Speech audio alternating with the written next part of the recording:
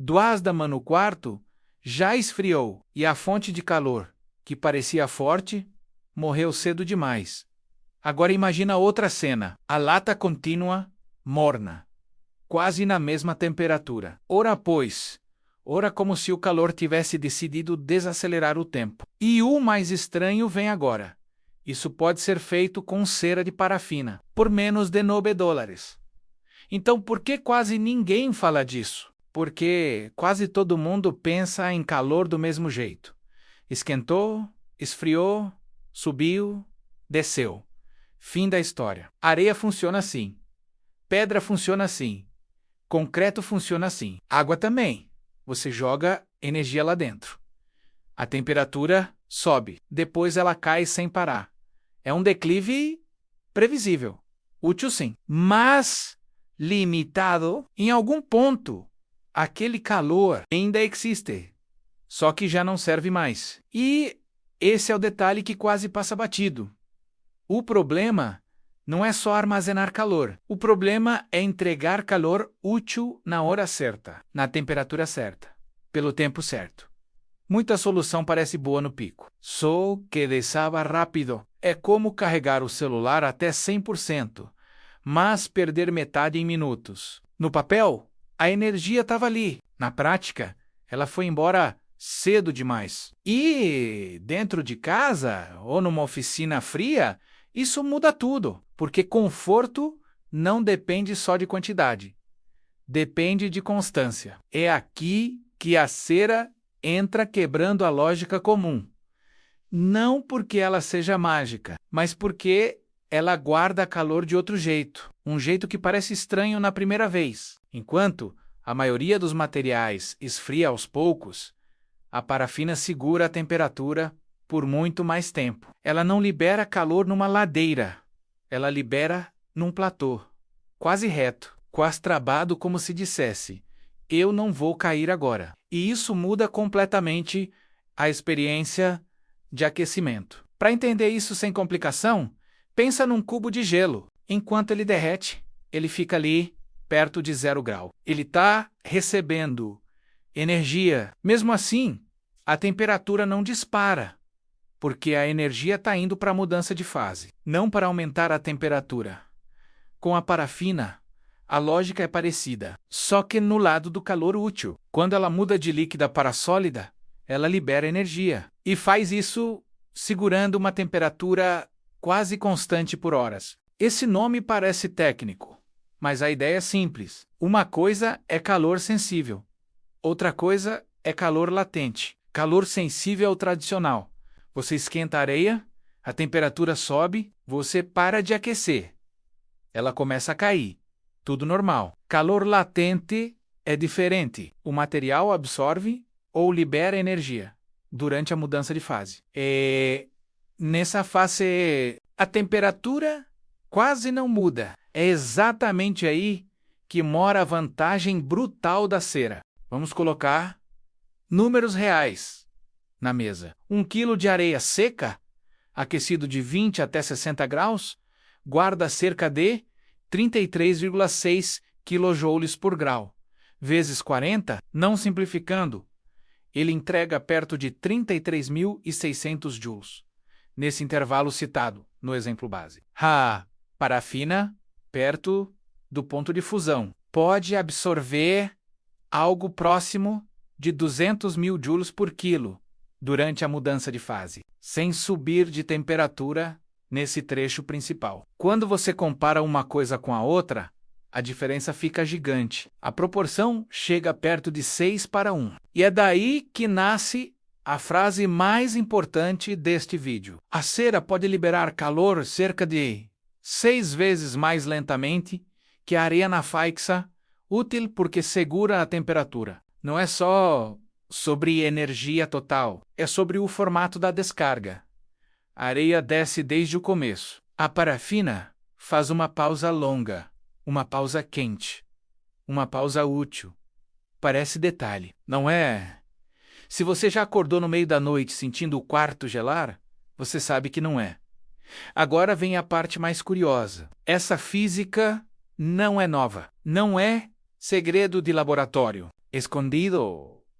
Escondido. Não é invenção de startup tentando chamar atenção. A NASA já lidava com isso lá nos anos 1970. E por um motivo sério, satélites e eletrônicos espaciais passavam do sol forte para o frio brutal do espaço em pouco tempo. Oscilação térmica extrema. Um pesadelo para componentes sensíveis. Levar sistemas ativos pesados não era a melhor saída. Então entraram os materiais de mudança de fase. A lógica era elegante. No lado quente, o material derretia e absorvia energia. No lado frio, ele solidificava e devolvia esse calor. Quanto? Isso, a temperatura dos componentes ficava muito mais estável. Menos pico, menos vale, mais controle. Esse platô térmico virou solução prática e continua sendo usado em aplicações espaciais e industriais. Então a pergunta fica ainda mais desconfortável. Se isso funciona há décadas, por que não virou conversa comum em casa? Porque o conhecimento foi parar em outro lugar. Foi para satélites, foi para catálogos técnicos, foi para a engenharia predial, foi para a literatura acadêmica. Não foi empacotado para o usuário comum. Quase ninguém traduziu isso para o contexto de quem quer aquecer um quarto, uma barraca, uma van, uma oficina pequena. E quando algo não é traduzido para a vida real, parece que não existe, mesmo quando já está funcionando há 40 anos. Na construção civil, isso também não ficou parado. Desde os anos 1990, materiais com microcápsulas de parafina aparecem em painéis de parede e sistemas térmicos comerciais. A proposta é simples: guardar muito calor sem precisar de uma parede absurdamente pesada. Em alguns casos, uma chapa fina com PCM consegue fazer o papel térmico de uma massa muito maior. Isso já foi vendido, já foi instalado, já movimentou mercado bilionário. E mesmo assim, fora do radar doméstico, a conversa segue tímida.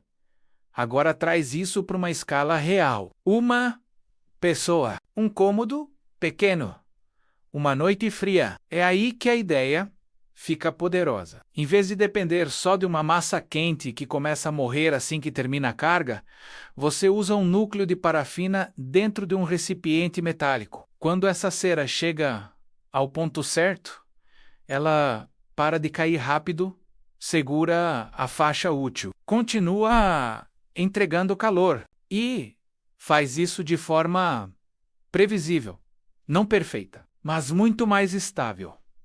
Pensa na diferença prática. Uma bateria térmica de areia sai de 200 graus e começa a despencar no mesmo segundo.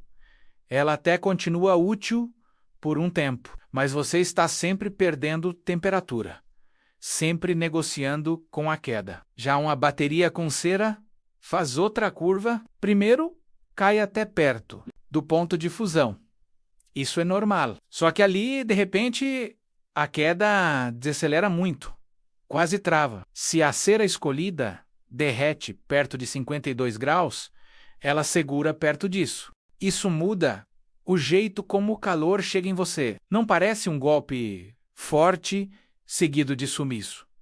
Parece uma presença menos intensa que um aquecedor potente, mas muito mais consistente. É aquele calor que continua ali quando o resto já cansou. Num quarto pequeno, isso vale ouro, principalmente na madrugada, quando a temperatura externa aperta e o corpo já perdeu parte do conforto. É o tipo de solução que não impressiona no primeiro minuto, só que vence na terceira hora. E o custo chama atenção justamente por isso.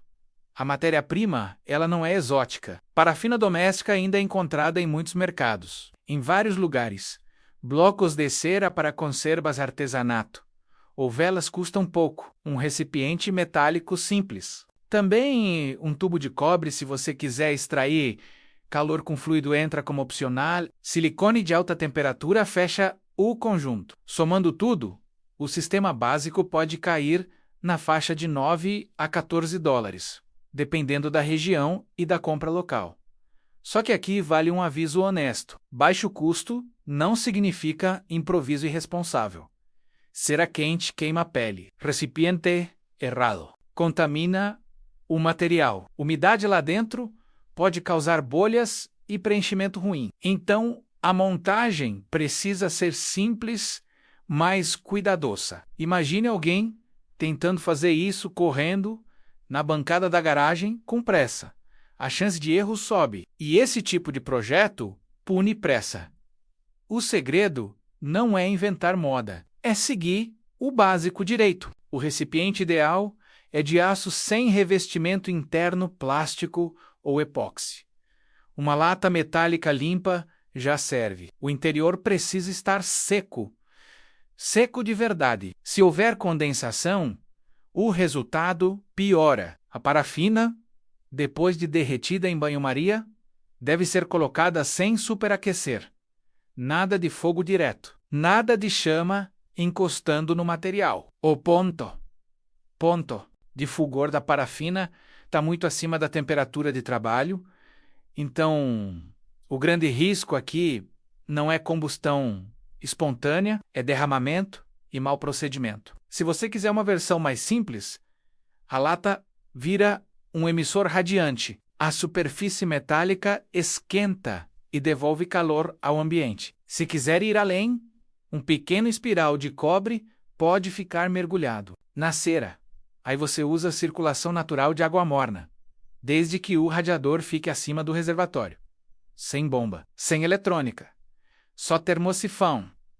É bonito justamente por isso. Física básica, trabalhando a seu favor, nada glamuroso, mas muito eficiente quando bem pensado. A carga também é mais amigável que muita bateria térmica pesada. Você não precisa levar o sistema a temperaturas absurdas, basta subir algo como 15 a 25 graus acima do ponto de fusão da cera, para uma parafina que derrete perto de 50 ou 52 graus. Uma superfície externa na faixa de 70 a 80 já pode ser suficiente. Acima de 90, você começa a entrar em superaquecimento desnecessário.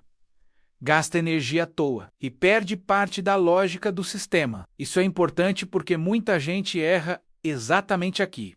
A pessoa pensa, se esquentar mais, vai durar mais. Nem sempre. Depois que a cera já mudou de fase, continuar aumentando temperatura só adiciona calor sensível ao líquido. Esse excedente sai mais rápido depois. Ou seja, você não está melhorando o coração do sistema. Só está inflando o início da descarga. É como encher demais uma mala e descobrir que o que importa mesmo nem cabia lá. O ganho parece grande, mas evapora cedo. Agora imagina a cena real. Final de tarde, você carrega o núcleo, deixa ele chegar à faixa certa, leva para o quarto, coloca sobre uma base segura, dá distância de material inflamável. E pronto. Não há ventilador, não há ruído, não há resistência elétrica brilhando. Só uma massa compacta segurando o calor perto do ponto de fusão. Primeiro você nem percebe tanto. Depois de 2 horas, vem o insight. Ainda está quente. 4 horas depois, continua ali.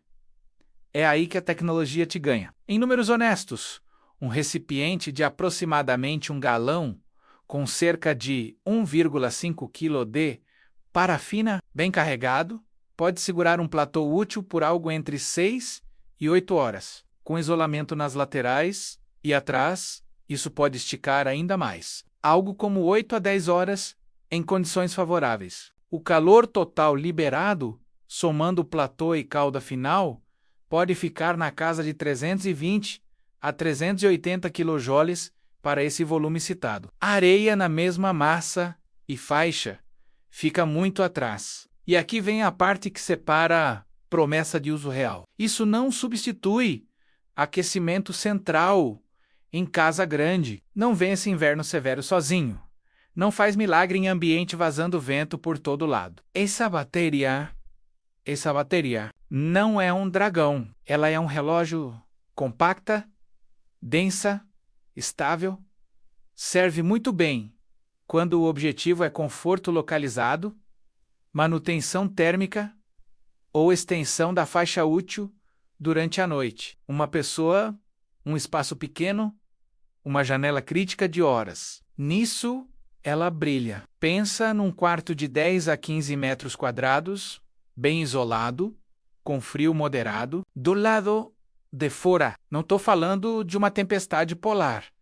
Estou falando de cenário plausível. Nesse contexto, uma unidade radiante pode manter o conforto percebido por várias horas, especialmente perto da cama ou da área ocupada. Isso muda a estratégia. Em vez de tentar aquecer todo o volume de ar com potência alta, você entrega calor estável onde importa mais. O corpo sente diferença antes da arquitetura inteira sentir. Oficina pequena é outro exemplo forte. Quem já trabalhou cedo, com metal gelado e dedos duros, entende, o problema nem sempre é levantar toda a temperatura do espaço. Às vezes, é evitar que o ambiente despenque para a zona miserável. Um núcleo desses, carregado antes, segura uma faixa mais amigável durante o período crítico. Barraca de camping também entra nessa conversa, com todos os cuidados de segurança e ventilação. Van Leaf idem. O valor está na previsibilidade. E previsibilidade aquece mais que potência aleatória. Agora vem uma sacada que pouca gente explora. Essa bateria não precisa competir com a areia. Ela pode trabalhar junto. A areia esquenta rápido e entrega forte nas primeiras horas. A cera entra como segunda camada da noite. Quando a curva da areia já começou a perder utilidade, o núcleo de parafina ainda está firme perto do platô. Um sistema empurra o início. O outro sustenta o meio da madrugada. Juntos, eles cobrem uma janela muito mais longa com uma única seção de carga. Esse casamento faz muito sentido porque cada material resolve um problema diferente. A areia lida bem com temperatura alta e resposta inicial. A parafina lida melhor com estabilidade em faixa específica. Um entrega impulso, o outro entrega resistência. É quase como cozinhar com fogo alto primeiro e fogo baixo depois. Tentar fazer tudo com só modo quase sempre desperdiça potencial. Quando você entende isso, para de perguntar qual é melhor. A pergunta certa passa a ser: em qual etapa cada um vence? E o sistema ainda escala de forma bem direta. Quer mais horas? Coloca mais unidades. 2 latas, lado a lado, dobram a massa útil e empurram o tempo total. 3, melhoram ainda mais a madrugada inteira. Quer subir de nível? Usa um recipiente maior, com alguns quilos de parafina. A lógica permanece linear até certo ponto. Mais massa, mais platô. Mais platô, mais previsibilidade. Claro, a recarga também cresce. O espaço ocupado aumenta, mas a física continua jogando limpo. Existe também uma rota premium, materiais comerciais de mudança de fase com pontos de fusão ajustados, como 58 ou 68 graus, podem entregar platôs mais altos e radiação mais intensa. Alguns chegam a valores de calor latente por quilo ainda melhores. O problema é o preço.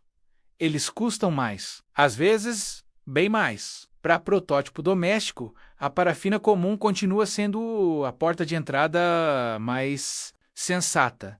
Você entende o conceito barato. Depois decide se vale sofisticar. Mas ainda resta a pergunta principal. Se isso é tão lógico, tão útil e tão acessível, por que continua fora do radar? Porque ele não vende espetáculo imediato. Não faz barulho, não mostra chama, não entrega o pico dramático que impressiona em 30 segundos. O ganho dele aparece no tempo. E quase tudo hoje é avaliado cedo demais. A maioria desiste antes da 4ª hora. Antes de perceber que o calor mais valioso não é o que explode primeiro, é o que continua presente quando o resto some. Também existe uma barreira cultural. A gente aprendeu a confiar em coisas que esquentam de verdade. Vermelho brilhando. Metal pelando ar, soprando forte. Quando uma tecnologia te oferece constância em vez de agressividade, ela parece modesta demais. Só que conforto noturno, sobrevivência térmica e eficiência de uso nem sempre dependem de força bruta. Dependem de curva de descarga, dependem de timing, dependem da tal temperatura útil que quase ninguém respeita quando fala de armazenamento térmico. No fundo, esse projeto é menos sobre cera e mais sobre uma mudança de mentalidade. Você para de pensar apenas em quantos graus consegue atingir e começa a perguntar: por quanto tempo consegue permanecer na faixa certa? Parece uma mudança pequena, não é? Ela reorganiza todo o jeito de desenhar aquecimento passivo e semipassivo. Muita solução falha não por falta de energia. Falha porque entrega a energia no formato errado. Rápido demais, quente demais, curto demais. E talvez seja por isso que essa pequena bateria de núcleo de cera incomoda tanto o senso comum. Porque ela prova uma coisa simples. Barato não precisa ser burro. Simples não precisa ser fraco. Antigo não precisa estar ultrapassado. Às vezes, a solução já existe há décadas. Só estava presa no vocabulário errado. Saiu em artigo técnico, entrou em satélite, virou produto industrial e nunca foi apresentada como aquilo que realmente poderia ser para você. Uma ferramenta doméstica de calor inteligente. Então volta comigo para aquela primeira cena do As da Manu, quarto, esfriando. O aquecedor improvisado de sempre já morreu. A areia já desceu a ladeira térmica. Só que agora existe outra opção na mesa. Uma massa compacta, silenciosa, estável, segurando quase a mesma temperatura enquanto libera calor. Sem pressa, sem drama, sem sumir cedo. Você não está brigando com a madrugada. Está atravessando ela com muito mais controle. E isso, em noites frias, vale mais do que parece. No fim, a pergunta nunca foi se a cera consegue guardar calor. Ela consegue. A pergunta era: por que ninguém te mostrou isso antes? E talvez a resposta seja desconfortável, porque muita inovação útil não falha pela física. Falha pela tradução. Falha porque ninguém pega a ideia, limpa o jargão e coloca na linguagem da vida real. Quando isso finalmente acontece, o óbvio aparece. $9. Décadas de ciência. 6 vezes mais tempo útil que a areia em certas condições. E ainda assim, quase invisível. Agora, não está mais invisível. E depois de enxergar isso, fica difícil esquecer. Porque toda vez que uma solução térmica prometer muito, você vai lembrar da pergunta certa. Não quão quente ela fica, mas por quanto tempo ela permanece útil. Esse é o filtro que separa truque de ferramenta, pico de plata, surto de estabilidade. E nessa comparação, essa pequena bateria de cera entra em cena como uma resposta surpreendentemente forte. Pequena no tamanho, enorme na lógica e perigosa para qualquer ideia velha sobre aquecimento.